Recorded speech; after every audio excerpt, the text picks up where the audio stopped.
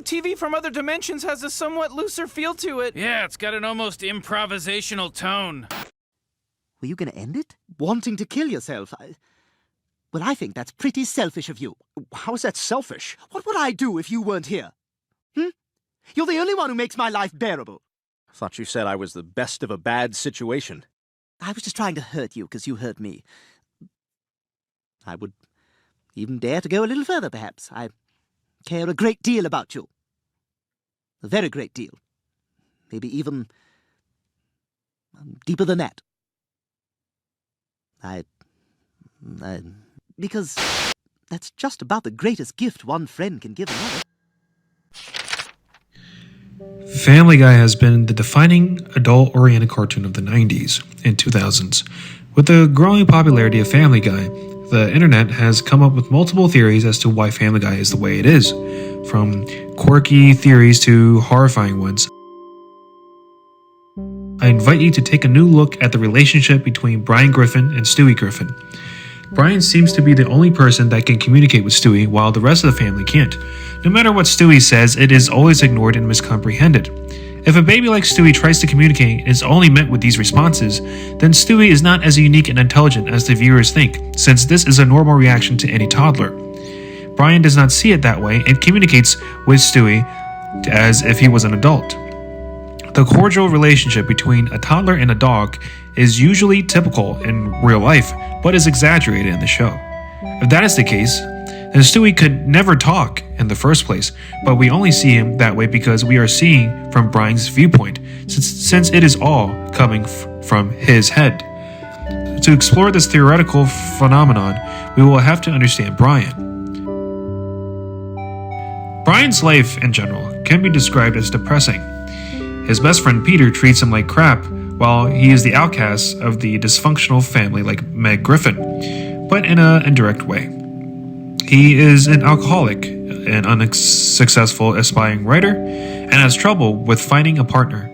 His flaws can be best summarized in the altercation scene between Glenn Quagmire and Brian, which Quagmire had enough of him and spilled out all the negative characteristics that make him detestable. You constantly hit on your best friend's wife. The man pays for your food and rescued you from certain death, and this is how you repay him? And to add insult to injury, you defecate all over his yard. And you're such a sponge. You pay for nothing. You always say, "Ooh, I'll get you later," but later never comes. And what really bothers me is you pretend you're this deep guy who loves women for their souls when all you do is date bimbos. Yeah, I date women for their bodies, but at least I'm honest about it. I don't buy them a copy of Catcher in the Rye and then lecture them with some 7th grade interpretation of how Holden Caulfield is some profound intellectual. He wasn't. He was a spoiled brat. You failed college twice, which isn't nearly as bad as your failure as a father. How's that son of yours you never see? But you know what? I could forgive all of that, all of it, if you weren't such a bore. That's the worst of it, Brian. You're just a big, sad, alcoholic bore. His unsuccessful career, dysfunctional family, and unfulfilling love life spiral him down this deep depression.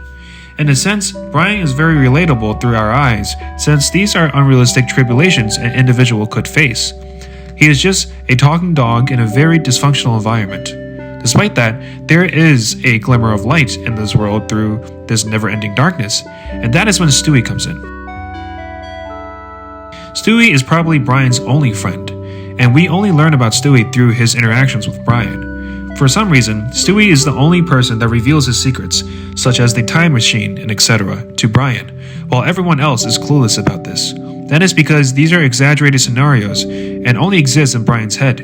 Stewie's adult-like intelligence and adult-oriented conversation are exchanged only with Brian because it was all in Brian's head. In reality, Brian was probably talking to his own thoughts and pretended he is talking to Stewie, when in reality, he was actually talking to himself. This is evidence when Stewie only talks when Brian is around or in his vicinity. Nobody understands Stewie until Brian is present. That is because Stewie is only talking through. If that is the case, then there is a possibility that him and Stewie's wild adventure are also in his head and is probably an imaginative way to escape from the dreadful reality of the adult world. In an iconic episode called Brian and Stewie, Brian and Stewie are locked in a bank vault after trying to find a sweater. After an argument about the diaper, Brian makes a snide comment about that he would rather kill himself than lick clean Stewie's diaper since they cannot leave Stewie's diaper to expire and rot in his pants. After that, Brian and Stewie suddenly draw attention to the gun in Brian's box as they struggle for it. After the argument and everything was settled down, Stewie asked Brian why a gun was in his box. Brian admitted that if he ever felt suicidal, he would come here and kill himself. It was a dark turn for the episode and the first time that Brian's reality collided with his fantasy and illusion, going on adventures and having fun with Stewie. He explains that life was depressing and he had no sense of purpose in the real world. Stewie explains that he needs Brian, who is probably his only true friend. Although this scene looks like Stewie is trying to talk Brian out of suicide, if we were to apply the theory explained before, then Brian is actually trying to talk himself out of suicide, reminding himself of their friendship. Looking at these examples and understanding Brian as a character, there is a strong possibility that Brian and Stewie's interactions only occur in Brian's head. It may be a coping mechanism for Brian to escape the depressing world he lives in by spending time with someone that is entirely innocent and naive about the real world, like Stewie. What can we learn from this? Sometimes we must create our own reality to escape our current one.